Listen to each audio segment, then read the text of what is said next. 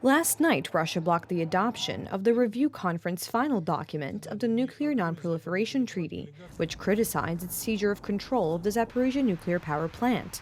The city of Enerhodar, where the power plant is located, is currently on the border of the Ukraine-Russian front. The situation remains very dangerous. Any repetition of yesterday's events, that is, the disconnection of the power plant from the grid, any actions by Russia that could cause the reactors to be disconnected, will again bring the plant one step away from disaster. That is why it is so important that the mission of the International Atomic Energy Agency reaches its destination as soon as possible and helps to keep the nuclear power plant under the constant control of Ukraine.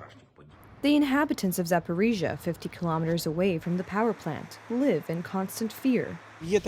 There are concerns that the Ukrainian authorities will not be able to warn us in time in the event of radiation fallout, or that we will not respond appropriately, or that there will be widespread psychosis that will cause panic among the population. Of course I'm scared. Everyone is afraid. We don't know what will happen next, what awaits us every minute, every second. I've already heard that in one of the neighborhoods they are distributing potassium iodide. I don't know if it's true or if it's just fear. Despite the ongoing war, 44 ships containing grain have been removed from the Black Sea ports and are destined for 15 countries. Kyiv has already received orders for 70 more transports. The Ukrainian authorities want to increase exports to 3 million tons per month. According to the Ukrinform agency, over 25 million tons of grain were harvested in Ukraine by August 25th. Ukraine has exported the first million tons of grain from its Black Sea ports since an agreement was signed almost a month ago allowing the resumption of these exports. Ukrainian grain and the restoration of our supplies to world markets will avoid chaos in these markets, alleviate the food crisis, and prevent catastrophic shortages. In Crimea, Russian missile defense is on standby, and more Russians are leaving the peninsula. Russia is concealing information about the explosions for fear of panic. According to a secret NATO report, the Russian military withdrew its air force from there in fear of airstrikes.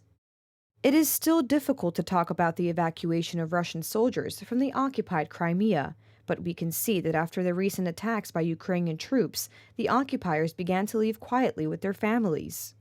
On the other hand, a video showing wagons with heavy equipment going towards Crimea appeared on the internet. It shows tanks and howitzers, as well as armored vehicles. This means that the Russians may be afraid of the Ukrainian counteroffensive in Crimea, not only from the air. The Russians focus only and exclusively on maintaining the territory they have conquered so far, and feeling the threat of losing these gains, they are doing everything they can to strengthen these troops, to regroup tanks, heavy artillery, and we can see it already in Crimea, so it is 200 kilometers from the front line. Fighting is still going on in the eastern section of the Ukrainian-Russian front. However, despite the fierce fighting in Donetsk, near Seversk, and Bakhmut, neither side achieved significant territorial gains. The Ukrainian General Staff reported that the Russians fired from artillery and airplanes at several villages near Kharkiv. The missiles were supposed to fall on civilian buildings. In Avdiivka, missiles fell into several districts, and the Russians attacked important civilian and military infrastructure facilities with tank and artillery fire. The Ukrainian army fired on the Antonovsky Bridge yesterday.